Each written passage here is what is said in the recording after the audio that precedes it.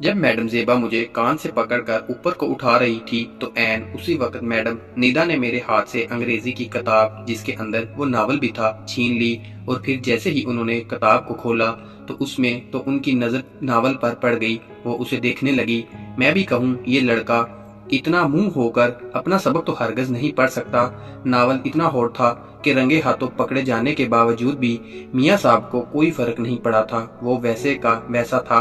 और जब मैडम ज़ैबा मुझे डांट पिला रही थी तो उस वक्त मैडम निदा की नज़र मेरी उठी हुई शलवार पर पड़ गई। तो वो मेरी इतनी ज़्यादा उठी हुई शलवार को देखकर हैरत के मारे इनकी आंखें फैल गई और मैंने उन अखियों से देखा। मेरे ख्याल में इनके गुमान में भी ना था कि एक दुबले पतले से लड़के का इतना हो सकता है। तब मैंने इनकी आंखों में एक अजीब सी चमक देखी और अम्मी की ये बात मैडम ज़ेबा ने खास तौर पर अपने पल्लू से बांध ली थी और मुझे खास तौर पर अपने जेरे साया अपनी गड़ी निगरानी में रखा हुआ था। इसलिए मैं किसी भी हाल में ट्यूशन से छुट्टी नहीं कर सकता था। चुनाचा मैंने वही वहानवी का नावल घर में पढ़ना शुरू कर दिया जो कि वाकई ही बड़ा जबरदस्त और मजे का था। लेकिन ट्यूशन का टाइम हो गया था और मेरा नावल छोड़ने को कतई दिल नहीं कर रहा था। और दूसरी तरफ ये मसला भी था कि मुझे ये नावल शाम को हर हाल में वापस करना था। चुनाचा काफी सोचो विचार के बाद मैंने फैसला किया कि नावल को अपने साथ ट्यूशन पर ले जाता हूँ और वहाँ मौका देखकर नावल का बकिया हिस्सा पढ़ लूंगा। ये सोचकर मैंने अपने बस्ते में वो नावल रखा और ट्यूशन पढ़ने चला गया। यहाँ मैं ये बता दूं कि मैडम से ट्यूशन पढ़ने वाले हम कोई 10-12 स्टूडेंट थे जिनमें 2-4 लड़कियां भी शामिल थी। चुनाचा वहां जाकर मैंने जल्दी से अपना होमवर्क खत्म करके मैडम को चेक भी करवा दिया। और चूंकि मुझे पता था कि मैडम किसी भी हाल में मुझे कबल अज वक्त छुट्टी नहीं देगी इसलिए मैं चुपचाप कमरे के एक कोने में जाकर बैठ गया। और जब देखा कि मैडम दूसरे बच्चों के साथ बिजी हो गई हैं तो मैंने मौका गनीमत जानकर प्लान के मुताबिक अपनी अंग्रेजी की किताब निकाली और इसको खोल लिया। फिर इधर उधर देखकर चुपके से इसके अंदर उस्तानी जी वाला नावल रखा और एक दफा भरपूर नजरों से इधर उधर देखा। जब सब लोग अपने अपने कामों में मसरूफ नजर आए सो हर तरफ से मुतमिन होकर मैंने नावल पढ़ना शुरू कर दिया। मुझे इस तरह से याद है उस जमाने में अगर हम कहीं से औरत की अंधाम नहानी या शर्मगाह या मर्द का तनासल जैसा लफ्ज लिखा पढ़ा लेते या सुन लेते थे तो उस लफ्ज के सुनते ही हमारे सारे जिस्म में सनसनी सी दौड़ जाया करती थी। इस पर मुतजाद ये कि मेरा मजाज लड़कपन से ही आशिकाना और बड़ा मजे का था। हाँ तो मैं कह रहा था कि मैं बड़ा डूब कर नावल पढ़ रहा था और इसकी सतर सतर से लुत्फ उठा रहा था। और जाहिर है मियाँ साहब तो मस्त होकर लहरा रहा था लेकिन फिक्र कोई बात ना थी।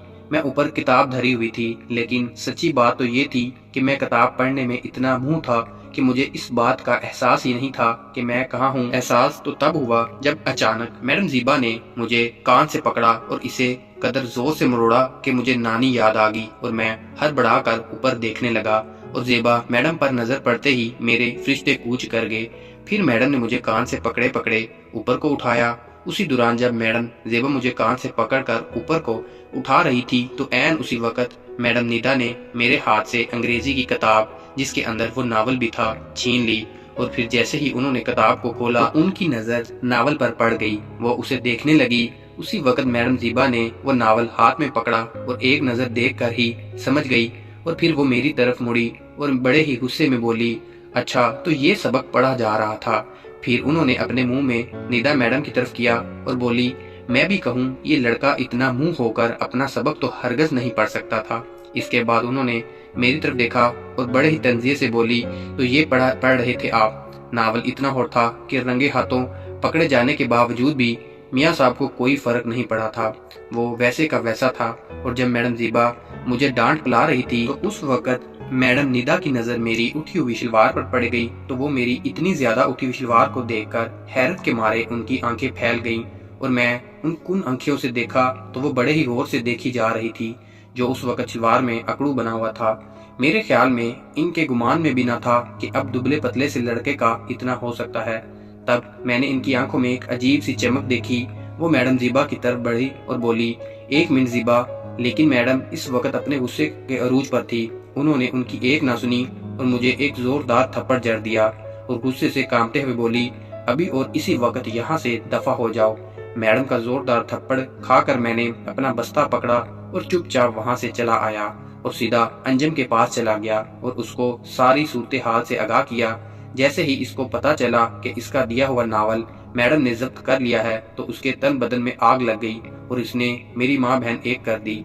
सबसे पहले तो वो उस बात पर सख्त नाराज हुआ कि मैं नावल लेकर वहाँ गया ही क्यों था, और जब मैंने इसको बताया कि यार तुमने ही तो जल्दी वापस करने का बोला था इसलिए मैं इसे वहाँ लेकर गया था। मेरी बात सुनकर वो बोला जैसे भी है मुझे मेरा नावल वापस चाहिए। फिर बोला क्या तुमको मालूम नहीं है कि जिसकी लाइब्रेरी से हम ये नावल लाया करते थे किस कदर हरामी और गुस्से वाला है। अब इसने मुझसे 500 रुपया जुर्माना भी लेना है और मेरे पास तो 500 रुपया तो क्या फूटी कोड़ी भी नहीं है। और फिर मेरी तरफ देख कर बोला और मुझे तुमसे तो कोई एक पाई की भी उम्मीद नहीं है, तुम तो हो ही अजली कंगले। फिर परेशान होकर बोला मसला ये है इतनी बड़ी रकम मैं भी कहाँ से लाऊंगा। फिर इसने मेरी तरफ देखा और बड़े गुस्से से बोला कल तक मुझे हर हाल में वो नावल चाहिए वरना।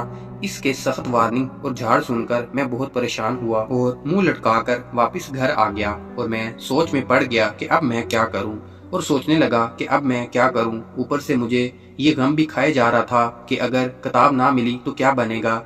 यूं ही सोचते सोचते अचानक मुझे निदा मैम का ख्याल आ गया और मैंने इनके बारे में सोचने लगा कि वो कितनी अच्छी और मेहरबान खतून है। सोचते सोचते मेरे मन में आया कि क्यों ना इस सिलसिले में मैं निदा मैम से मदद तलब की जाए, क्योंकि इस केस में उन्होंने मुझे एक दफा भी नहीं डांटा था बल्कि कुन अखियों से मेरी उठी हुई शलवार को ही देखती जा रही थी। जैसे जैसे मैं निदा मैम के बारे में सोचता गया मेरा हौसला मजीद बढ़ता गया। डूबते को तिनके का सहारा, और मैंने फैसला कर लिया कि मैं इस सिलसिले में निदा मैम से मदद तलब करूंगा। ये सोच आते ही मैंने अपना रुख निदा मैम के घर की तरफ कर लिया। रास्ते में ख्याल आया कि अगर वो भी ना मानी तो मैंने ये ख्याल ज़हन से झटक दिया कि अगर वो भी ना मानी तो फिर कुछ और सोचेंगे, अभी तो ट्राई कर लूं। फिर ज़ेबा मैम का भी ख्याल आया। उनका ख्याल आते ही मेरे सारे बदन में सनसनी सी फैल गई और खौफ के मारे मेरे रोंगटे खड़े हो गए। उनका सब पर रोब इतना था कि मैं उनके पास जाने का भी नहीं सोच सकता था। रोब तो निदा मैम का भी था पर इतना नहीं जितना कि मैडम ज़ेबा का था। फिर भी अपने घर से इनके घर तक जाते जाते मैंने कोई 50 दफा सोचा और कभी रुक गया और फिर चल गया। इसी कश्मकश में निदा मैम का घर भी आ गया और मैं इनके घर के दरवाजे के सामने जा खड़ा हो गया और सोचने लगा कि दस्तक दूं या ना दूं। उसी कश्मकश में मैं कभी आगे जाता और कभी पीछे हटता और फैसला ना कर पा रहा था कि मैडम का दरवाजा खटखटाऊं या नहीं। अचानक निदा मैम के घर का दरवाजा खुला और एक खुश शक्ल सा लड़का बाहर निकला और मुझे देखकर थोड़ा हैरान हुआ और बोला क्या बात है। तो मैंने कहा वो जी मैडम साहिबा से मिलना था। तो वो एकदम चौंक कर बोला वो कहीं तुम ज़ेबा आंटी से ट्यूशन तो नहीं पढ़ते। तो मैंने जल्दी से इस बात में सर हिला दिया। ये सुनकर वो बोला ओके। फिर कहने लगा रुको मैं मम्मी से पूछ लूं। और फिर उसने अपना मुंह दरवाजे के अंदर किया और आवाज दी मम्मा एक लड़का आपसे मिलने आया है। तो मुझे अंदर से मैडम निदा की आवाज सुनाई दी कौन है बेटा। तो उसने जवाब दिया आपका कोई स्टूडेंट है। तो फिर मैडम निदा की आवाज सुनाई दी स्टूडेंट तो है पर है कौन। तो वो लड़का मुझसे बोला यार जरा सामने आओ। और मैं इसके पास चला गया। मुझे दरवाजे में खड़ा किया और बोला मम्मा ये है वो लड़का। निदा मैम ने एक नजर मुझे देखा और चूंकी सी गई लेकिन बज़ाहिर चुप रही और फिर अपने बेटे से कहने लगी ठीक है इसे अंदर आने दो। इस पर वो लड़का जो यकीनन निदा मैम का बेटा था बोला आप अंदर आ जाओ। फिर वो सामने खड़ी अपनी मम्मा से बोला मम्मा मैं अभी आया। तो निदा बोली तुम्हारा अभी भी 1 घंटे का होता है, ठीक से बताओ कि कहाँ जा रहे हो और वापस कब तक आओगे। तो वो लड़का बोला मम्मा एक तो आप भी ज़ेबा आंटी के साथ रह रहकर बड़ी सख्त हो गई हैं। फिर कहने लगा मामा जी मैं जरा दोस्तों से मिलने जा रहा हूँ, 1-2 घंटे तक लौट आऊंगा। इससे पहले कि मैडम निदा इससे कुछ कहती वो दरवाजे से गायब हो गया। इसके जाते ही मैडम निदा मेरी तरफ मुतवज्जा हुई और बड़े गौर से मुझे देखने लगी और इसके साथ ही देखने पर मैं घबरा गया, अपना सर झुकाकर नीचे की तरफ देखने लगा। कुछ देर के बाद मुझे मैडम निदा की सख्त आवाज सुनाई दी तुम यहाँ क्या करने आए हो। इनकी बात सुनकर मैंने सर उठाकर इनकी तरफ देखा और बोला वो मैडम वो आपको पता है। तो वो मेरी बात काट कर बोली मुझे तो पता है, तुम बताओ मैं तुम्हारे मुंह से सुनना चाहती हूँ। इस पर मैंने अपने खुश्क होंठों पर जुबान फेरी और बोला वो मैडम आई एम सॉरी। तो वो थोड़े गुस्से से कहने लगी सॉरी पर किस बात की। तो मैंने कहा वो मैडम मैं जो किताब। मैंने अभी इतना ही कहा था कि मैडम का पारा एकदम हाई हो गया और वो गुस्से से बोली तुमको जरा शर्म नहीं आई, अपनी उम्र देखो और अपने शौक देखो। इसके बाद मैडम ने मुझे काफी सुनाई, लेकिन मैं ढीठ बना चुपचाप उनकी जली कटी बातें सुनता रहा और मुंह से कुछ न बोला, उस उम्मीद पर कि जब मैडम का गुस्सा ठंडा हो जाएगा तो दोबारा से दरख्वास्त करूंगा। और फिर ऐसे ही हुआ। कुछ देर बाद मैडम कुछ ठंडी पड़ी और इसे एहसास हुआ कि इसने मेरी कुछ ज्यादा ही बेइज्जती कर दी है, तो वो थोड़ा नरम पड़ गई और नरम लहजे में बोली, देखो बच्चे, ये जो तुम कर रहे ठीक नहीं है। फिर उन्होंने मेरी यतीम शक्ल को देखा और शायद उनके दिल में कुछ तरस आ गया। बोली, हाँ बताओ कि तुम मेरे पास क्या लेने आए हो। मैंने जब देखा कि मैडम के दिल में कुछ रहम आ गया है तो मैंने कहा, वो मैडम प्लीज मुझे मैडम ज़ीबा से माफी दिला दें।